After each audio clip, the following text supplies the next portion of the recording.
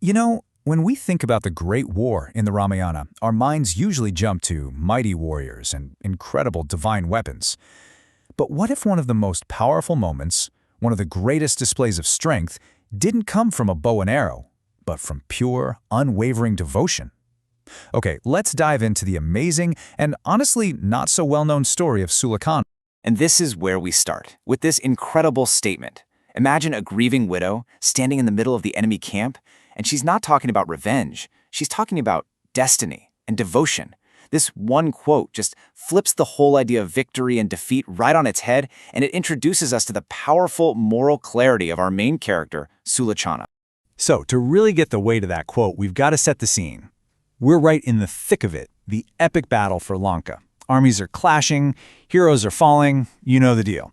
But we're going to zoom in, right past all that chaos, to a really personal story of conviction at the very heart of this huge conflict. Okay, so at the center of this are two key people. First, we have Sulochana. She's the daughter of Vasuki, the king of the Nagas, and her husband, he's Meghnad, also known as Indrajit, the absolutely terrifying son of Ravana, and honestly one of the greatest warriors in the entire epic. The whole story kicks off when Meghnad is finally killed in battle by Laxman, and his severed head is brought back as a trophy to Lord Ram's camp, and that's where things get interesting. Now, what's so fascinating here is the spiritual power involved. See, Meghnad wasn't just any warrior. He practiced something called Pativratya, a sacred vow of being devoted to only one wife. And Lord Ram himself knew what that meant. He actually warned Laxman, whatever you do not let that head touch the ground. Because if the head of a man who kept such a vow and who had such a devoted wife touched the earth, it would be a disaster. Their whole cause could be lost. I mean, the stakes just could not have been higher. Meanwhile, back in Lanka, the news of Meghnad's death finally reaches his wife, Sulochana. And in a palace that's just vibrating with rage and a thirst for power, her reaction, well, it's something else entirely. This moment right here tells you everything you need to know.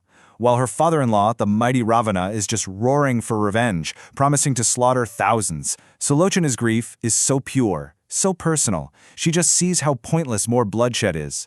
She asks him, "What good will a million enemy heads do me when the only one I care about is gone?"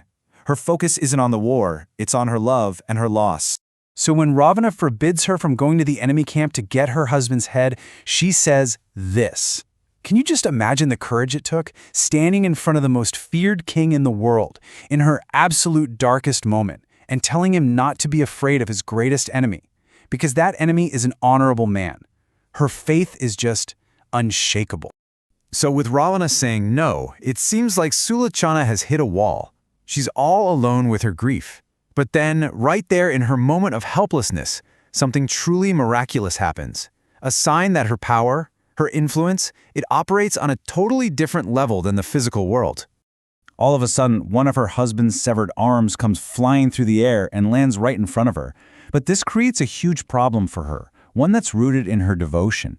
See, as a faithful wife, she's vowed never to touch the arm of another man. So how can she know for sure that this arm is really her husband's?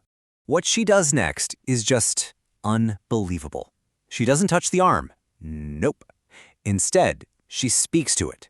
She puts her entire life's devotion, her Pativratya, which is this sacred power that a devoted wife holds, she puts it to the ultimate test. She looks at the arm and says, "If you truly belong to my husband, then by the power of my devotion, write down what happened."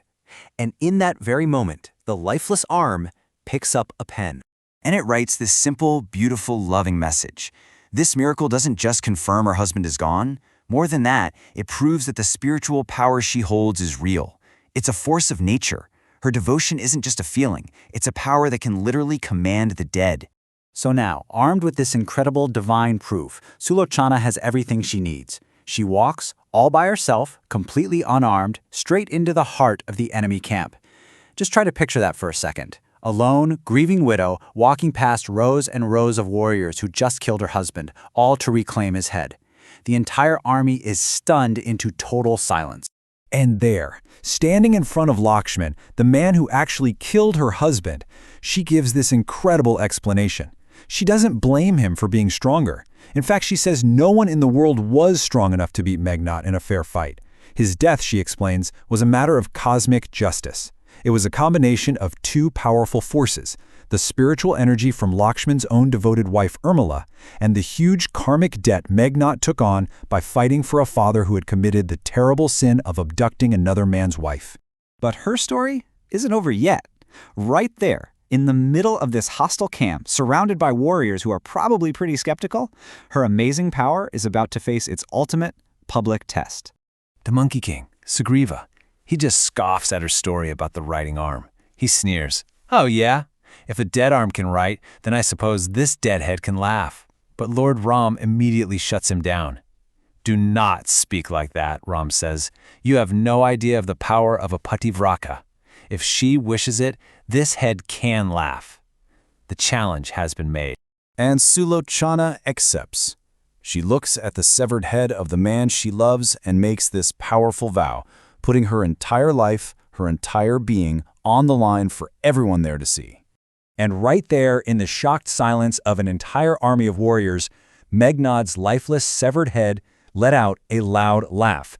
The impossible happened, and every single person there, from the skeptical Sugriva to Laxman himself, they all just bowed their heads in absolute reverence to her.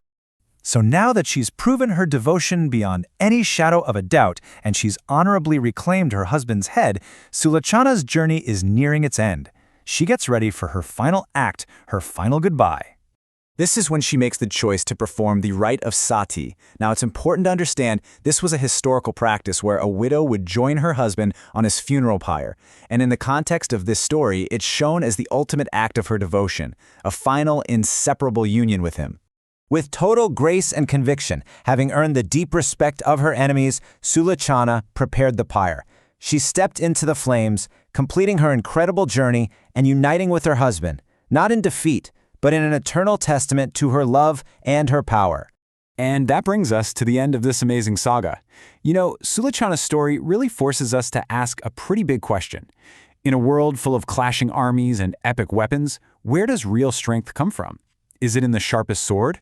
Or is it found in a faith so pure, so powerful, that it can actually make the dead laugh? What do you think?